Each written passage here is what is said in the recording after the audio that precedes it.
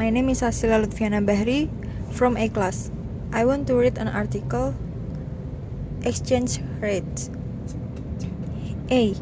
The Bretton Woods Agreement of 1944 established fixed exchange rates defined in terms of gold and the US dollar. Between 1944 and 1971, many currencies were pegged against the US dollar, A.E. Their parities with the US dollar were fixed. In this period, a US dollar was a promissory note issued by the United States Treasury. If anybody requested it, the Treasury had to exchange the note for 1 per 35th of an ounce of gold. Under this system, overvalued or undervalued currencies could only be adjusted with the agreement of the International Monetary Fund. Such adjustments are called devaluations and revaluations. The Bretton Woods system of gold convertibility and pegging against the dollar was abandoned in 1971 because following inflation, the Federal Reserve did not have enough gold to guarantee the American currency. B. Gold convertibility was replaced by a system of floating exchange rates. Today, the US dollar, the unofficial world currency, is merely a piece of paper on which is written "In God we trust."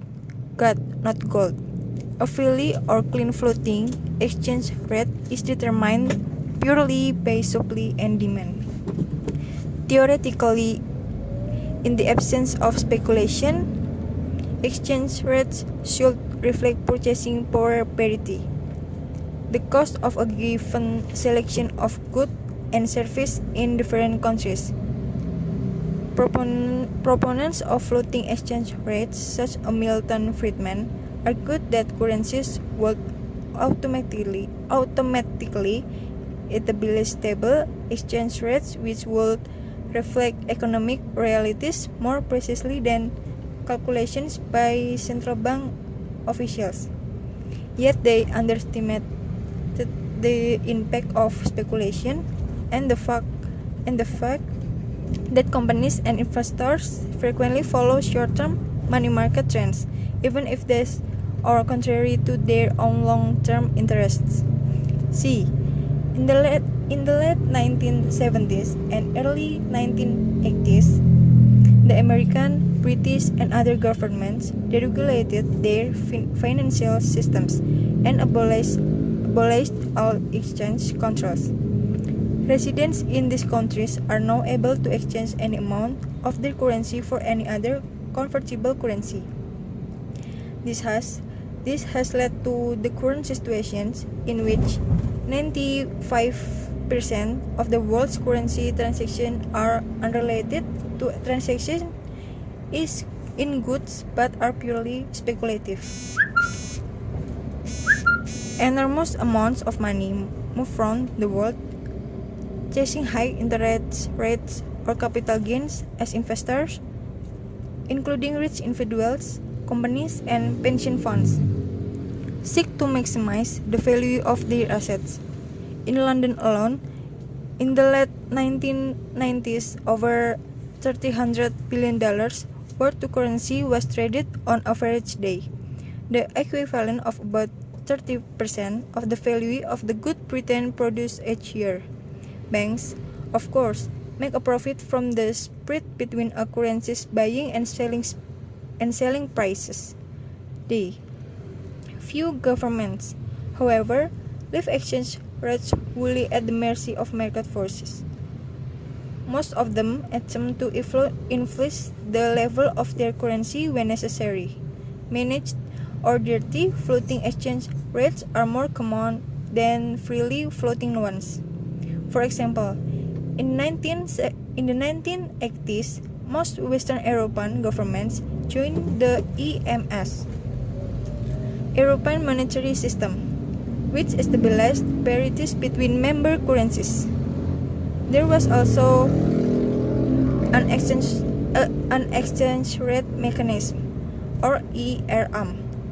If the rate diverged by more than plus or minus 2.25% from the central parity.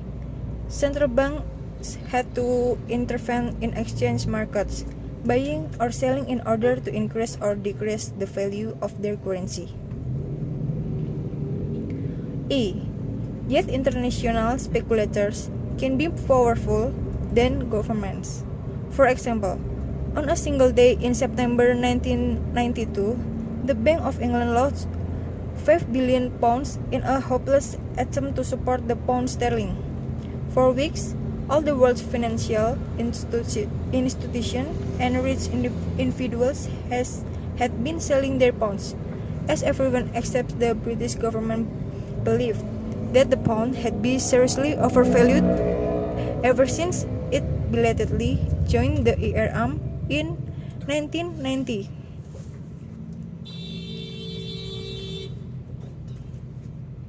When the British Central Bank ran out of service and could no longer buy pounds, the currency was withdrawn from the ERM and allowed to float, instantly losing about 15% of its value against the D-mark.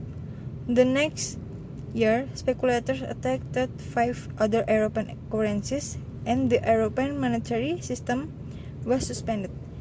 It was later reintroduced in a looser form.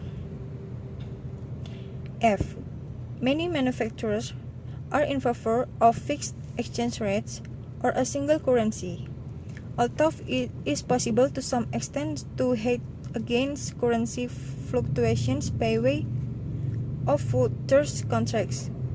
Forward planning is difficult when the price of raw materials bought from abroad, or the price of your products in export markets can rise or fall by 50% in only a few months. Since exchange control were abolished, currencies including US dollar and pound sterling have in turn appreciated by up to 100% and then depreciated by more than 50% against the currency of major trading partners.